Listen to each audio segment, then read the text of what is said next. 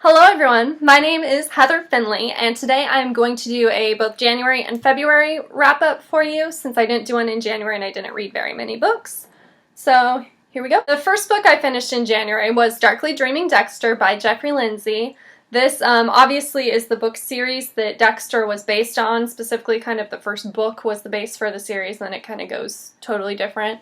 I absolutely loved this. I listened to it on audiobook, and the audiobook is actually read by Jeffrey Lindsay, which is kind of unique, and he does great. Beyond that, the way the story is written is very lyrical almost. There's a lot of alliteration and stuff, so I think listening to it on audio was an even better experience than reading it. I'm already on the second book right now. The second book I finished in January was Getting Lucky by Jennifer Lazarus, or Lazarus, I'm not quite sure how she pronounces her last name, but this was a hockey romance book.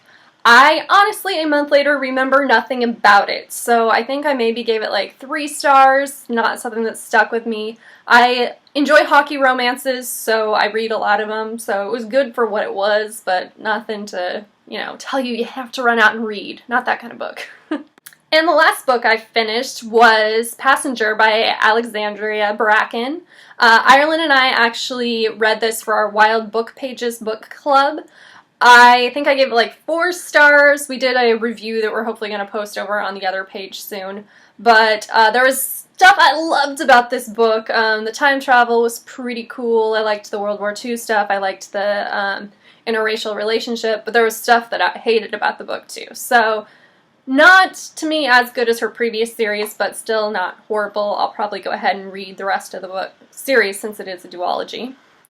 Now onward to February. I read a ton this last month. I don't know where my motivation or time came from because I finished lots of other stuff too, but I finished a lot of books.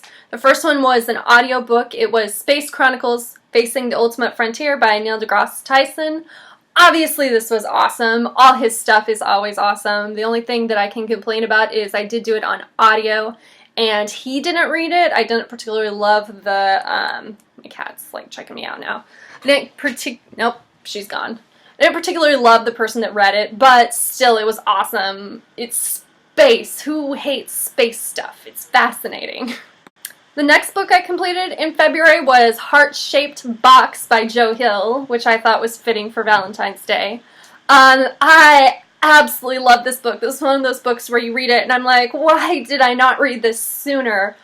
Joe Hill is obviously Stephen King's son. He writes comic books. He also does different fiction that I've really enjoyed. Like, I loved Horns. So, Heart-Shaped Box is the story of a rock star, an older rock star, who ends up buying a coat that has a ghost attached to it, pretty much. And then the story takes off from there.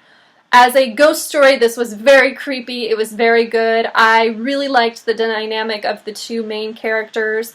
They were both characters that maybe by themselves didn't have very many redeeming qualities, but they really worked on the relationship they had and getting through this horrible ghost thing happening. So I love this book. 5 out of 5. I can't wait for Joe's next book, The Fireman, to come out. I definitely need to just read everything by him, which I've started picking up the novellas too, so. The next book was another one that fits in the why did I not read this sooner category, and that is Poison Study by Maria V. Snyder. This is the story of a girl that is sentenced to death, but as she's getting ready to be executed, they instead assign her to be the poison taster for the king of all these kingdoms. She ends up having some more stuff going on with her that we find out. This book was great. The poison tasting stuff was fascinating. The relationship in the book, oh my gosh, it was such a great build-up and so just great with how things went and everything. I love this book. I can't wait to continue the series. I can't wait to read a lot more by this author. Again, why did I wait so long? But I'm there now. I'm on this train at this point, I swear. After that, I completed another audiobook, and that is Kitty and the Midnight Hour by Carrie Vaughn. This book was okay. It was definitely urban fantasy with werewolves and vampires, vampire hunters, that kind of stuff. I really liked the talk show aspect of the book. Was very cool. Some of the pack stuff was hard to take in, but it was still interesting. I did do this on audio, and I remember liking the reader, the Okay, the wind is going crazy outside. But yeah, I'd probably give this book like 4 stars. I might continue the series. Actually, I think I already bought the second book because it was on sale again. So worth continuing. Nothing great and phenomenal, but it was okay. The next one I finished was The Sweetest Dark by Shauna Abe, I think you pronounce her name, and yeah, I did buy the physical book on this one. I hated this book, and I feel so bad because Ireland and I are reading the second one for Wild Pages this month, and this first one was, it started out really good, and I liked it for a while, but yeah, it's about a girl that has weird stuff happening, and then she gets sent to this school, then finds out even weirder stuff is going on with her. Honestly, the worst part about this was the love triangle. It was insta-love with everybody, and they had zero chemistry, and I just didn't care about any of the characters at all by the end of it.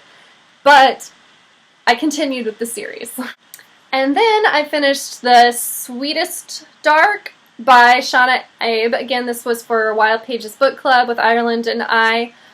This book was better than the first in the series. I will give it that. There was some interesting stuff happening on it.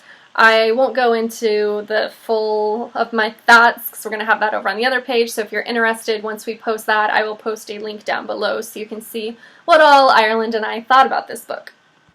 The last book I finished, with literally 5 minutes left until midnight, was Grace and Style, The Art of Pretending You Have It by Grace Helbig.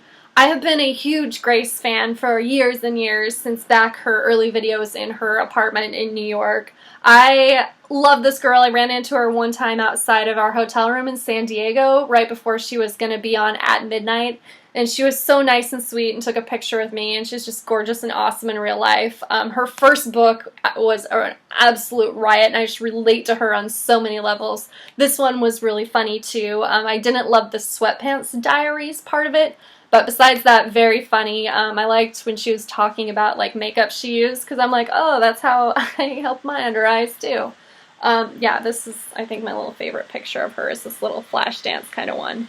5 out of 5 stars. I will always buy everything she does because I just want to support her, and she's incredible and funny and just such a inspiration. Definitely a girl to look up to. Alright, and there we go. Tempe was running around meowing, so I thought she wanted to be in the video. She doesn't look as convinced now. But yeah, so there's my January-February wrap-up. Let me know if you have read any of these books, what you thought. As always, like, book suggestions and stuff are cool. So, yeah, I will post a TBR here soon for next month, and I'll be back with more videos.